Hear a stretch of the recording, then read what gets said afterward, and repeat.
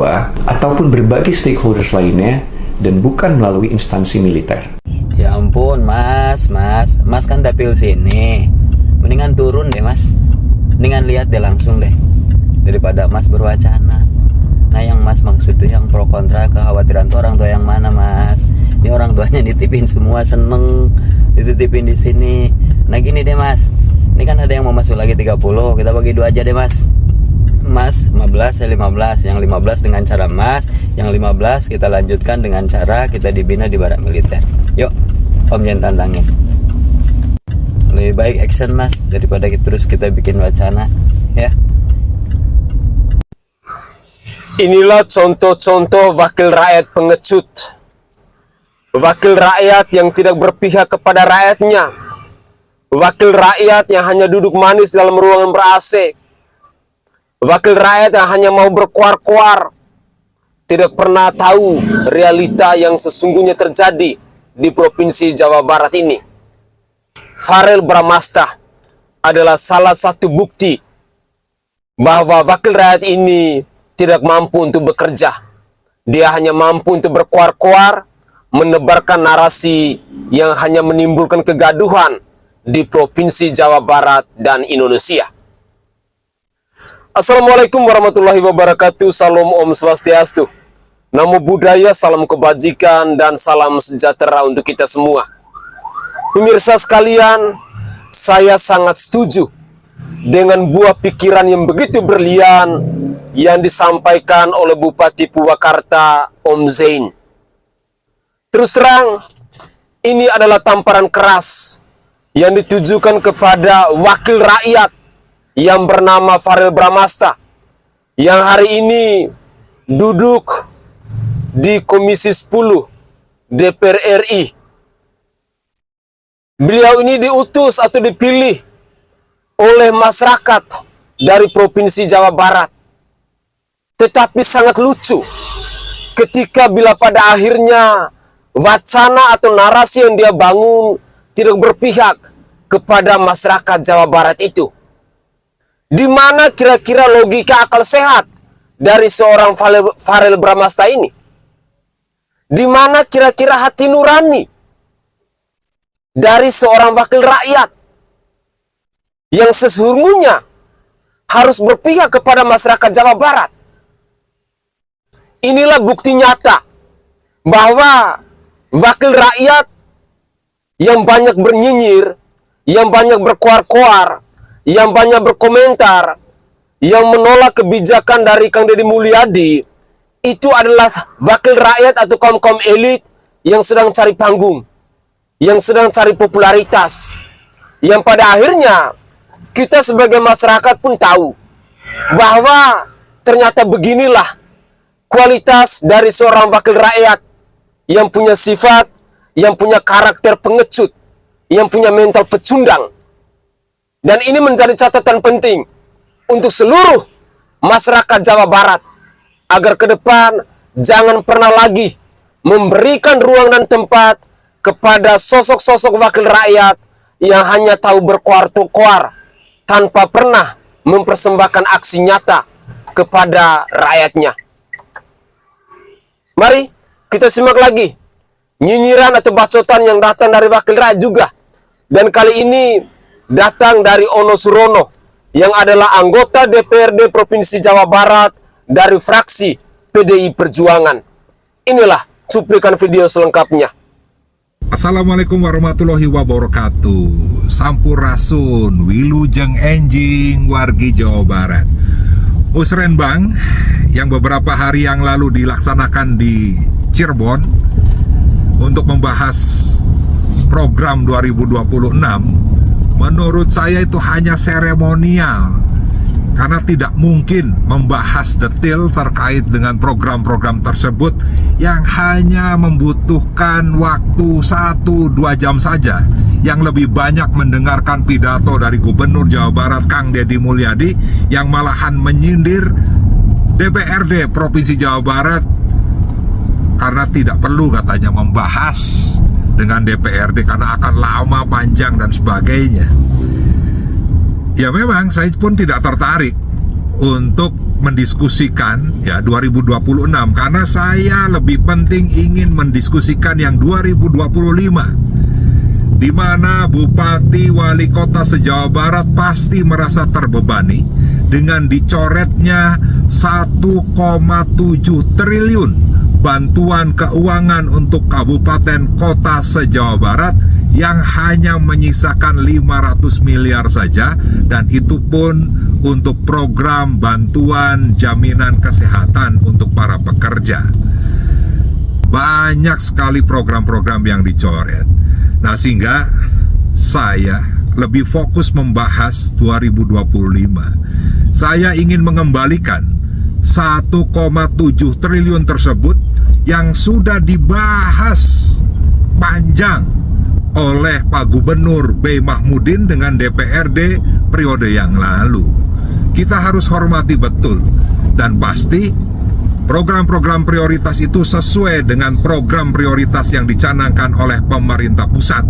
Infrastruktur, pendidikan, kesehatan, pertanian, ketahanan pangan, pengendalian inflasi, dan sebagainya. Ayo rakyat Jawa Barat cerdas, kita cermati. Jangan sampai KDM sendirian mencoret-coret itu yang padahal sebelumnya program-program itu sudah dibahas mendalam yang juga melibatkan rakyat Jawa Barat. Hatur nuhun. Tugas, fungsi, hak, kewajibannya seorang gubernur. Assalamualaikum warahmatullahi wabarakatuh. Sampurasun, dulur sarembur, baraya sakota, wargi sanagri. Kumaha daramang, sing dararamangnya ulah nurutan Bapak ieu, Bapak Ono nutos teu damang. Jadi gawena ayeuna unggal poe dina medsos Bapak Ono ngomentari terus diteteangan kesalahan Bapak aing, tuluy diupdatekeun. Aing maneh Ono hayang dilunjak ku masyarakat, hayang dilunjak ku jelema leutik. Aduh, Mang Ono maneh teh dewan maneh teh di DPR Provinsi Jabar teh ketua PDI Provinsi Jabar, tong diruruksak atuh jabatan maneh ku naon statement anu selalu memojokkan Bapak aing. Cing atuh teh mungkeun teh kelebihan maneh, atunya kreativitas maneh teh mungkeun teh kanyaah maneh ka masyarakat. Lain ieu mah ditempukeun ku aing teh boga medsos maneh mah nurutan Bapak aing, jadi konten nurutan Bapak aing, tapi maneh mah pagawean dengan hujat ngahujat teh. Ini kotor-kotor teuing hate jeung pikiran teh cigah brewos maneh. Ampun, maneh nyari simpati masyarakat lain kitu. Boro-boro Bapak aing bener salah oge sebagai gubernur, maneh tuh kudu beberwekan dina medsos cigah kitu atuh sia teh bolokotono. Jengkel aing ku maneh di tempo-tempo teh, diantepkeun teh. Kan bae Bapak aing mah ayeuna keur gawe moal nanggapi maneh, moal ngadege maneh, tapi aing anakna ieu di Jawa Barat. Sok netizen anu ngurumasa jadi anak Bapak aing, ieu nu kieu kudu dikumahakeun, manya kudu dilunyak, mah ku aing kudu dikasaran mah. Sok aing mah rakyat nih, paduli teuing sia, ngomong naon oke. Ka Bapak aing nyebutkeun kasar kitu. Bapak aing geus kebiasaan kitu, cara subhate eta ka anak-anakna ngomong naon oke. Bapak aing mah bijak, Bapak aing mah walaupun apa yang diucapkan dia dengan kekasaran eta urang Sunda asli seperti kitu Siliwangi mah maneh teh ari maneh orang mana maneh pagawean dengan ngorekan kesalahan Bapak aing tuluy cigahna teh direkam aya hiji acara Bapak aing ngomong teangan celah kagorenganna teangan celah kesalahan gawe sia mah jadi dewan teh geus atuh sia teh ngolor sakalian ada gawe mah saukur bisa naon nurutan nyiun konten dina medsos eusina sia mah ngan ngagogoreng Bapak aing tuluy setontohod dasar nurus tonyung buka dewan teh kehead sakitu wae ti kami mah warung kopi sajaga sok mani ka aing ka dieu sebel aing buka kolot ieu dasar ontohod brewos. Ono Surono wakil DPRD di Provinsi Jawa Barat dari fraksi PDI Perjuangan.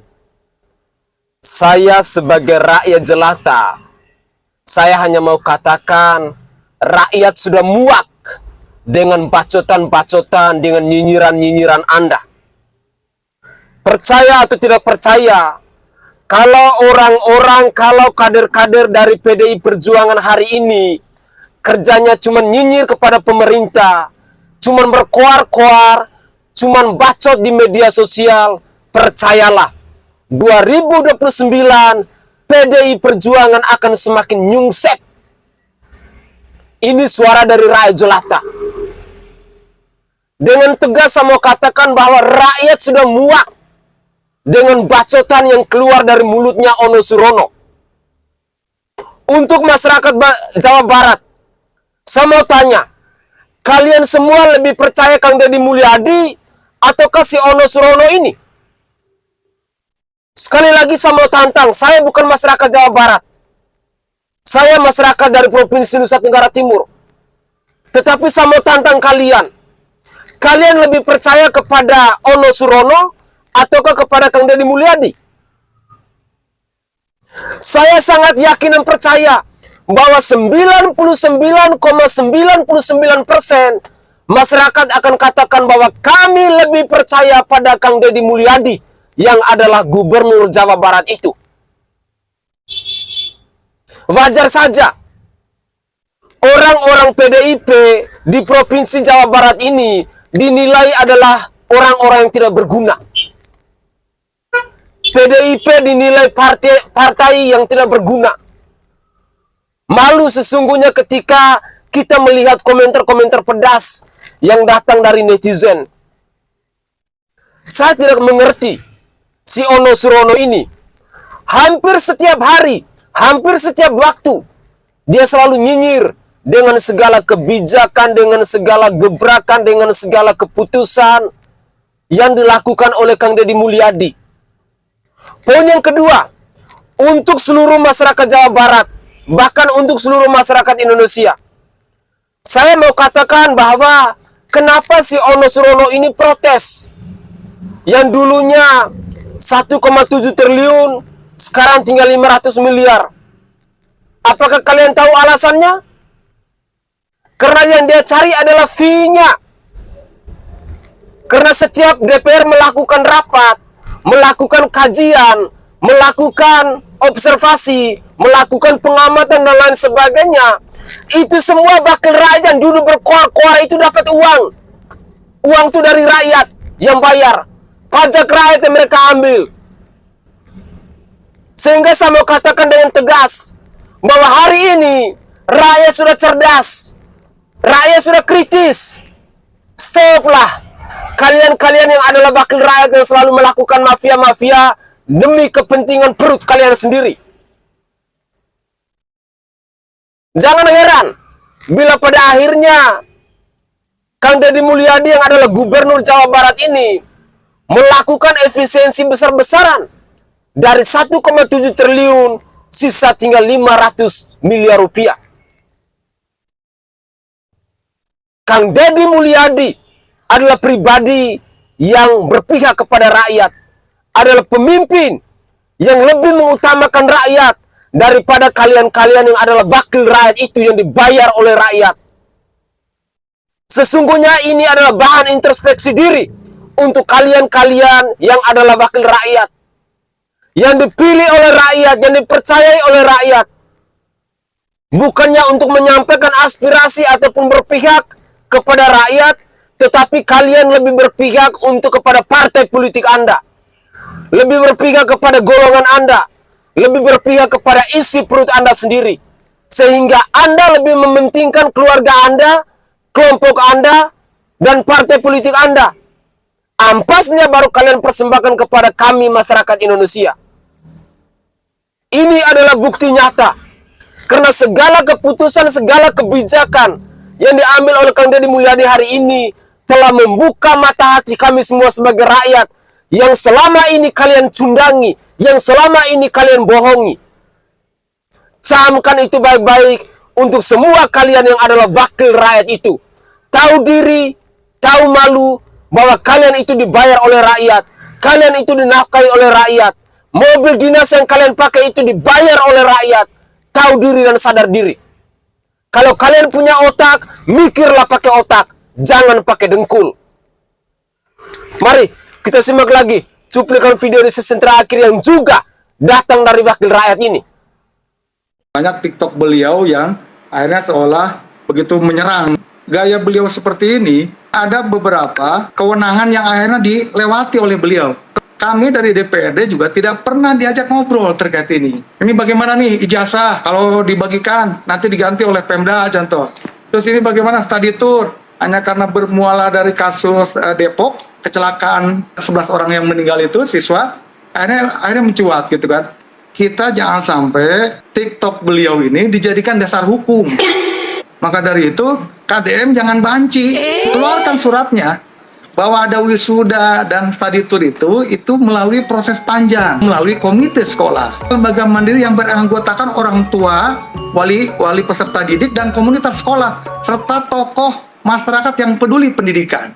Jangan juga akhirnya sekolah dirugikan. Nah, kami ini para anggota dewan ditanya, Pak itu gimana? Tuh, statusnya mana? Kan tidak bisa TikTok dijadikan dasar hukum. Kita jangan sampai TikTok beliau ini dijadikan dasar hukum.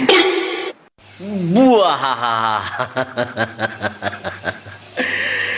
Lagian orang goblok juga, orang gila, orang stres juga nggak mungkin menjadikan TikTok itu dasar hukum, bos. Ini bagaimana sih kok ada gitu ya yang milih DPRD kayak begini isi kepalanya gitu loh. Iri bilang bos. Ya kan sebetulnya masalah-masalah itu tugas kalian. Kan kalian banyak tunjangan-tunjangan tuh. Ada uang reses lah, uang apalah. Kami kan masyarakat nggak ngerti tuh. Lah kalian kan kalau datang ke daerah-daerah ya paling itu militan kalian yang diundang 2-10 orang ngeliwet. Bukan datangnya ke masyarakat. Bahkan kalian kan datangnya milih. Ono di TPS ono gua nggak dapat, nggak dikunjungi, yang di sono prioritas. Harusnya kan bukan begitu, bos. Kalian kan sudah duduk, mau milih mau kagak, tetap harus dikunjungi. Ini ada gitulah. Iri bilang bos. Kepanasan gitu loh, kok bingung di Jabar ya, banyak yang kepanasan oleh KDM. Harusnya kan malu gitu loh. Harusnya malu. Itu kan tugas kalian, bos. Kalian kan yang mengatur itu. Kalian yang membuat undang-undang. Makanya jangan teori mulu. Ketika KDM langsung dengan tindakan kan kalian tersinggung. Karena apa? Kalian kerjanya hanya teori dan teori. Tidak ada masalah yang beres dengan teori, bos. Kok ada gitu ya zaman sekarang dewan pola pikirnya seperti ini ya. Pret lah. Setelah Deddy Mulyadi menjadi orang nomor 1 di Provinsi Jawa Barat, kelihatannya banyak sekali wakil rakyat yang sakit jiwa. Banyak sekali wakil rakyat yang sudah tidak mampu lagi berpikir secara waras. Banyak sekali wakil rakyat yang kehilangan logika akal sehat mereka. Banyak sekali wakil rakyat yang kehilangan lahan bahasanya mereka. Setelah Deddy Mulyadi menjadi gubernur Jawa Barat.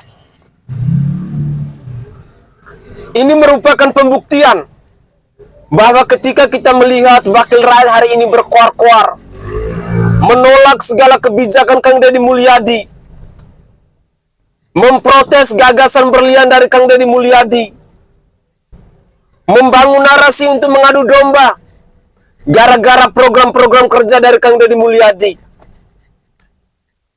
sesungguhnya mereka telah kehilangan lahan bahasanya mereka.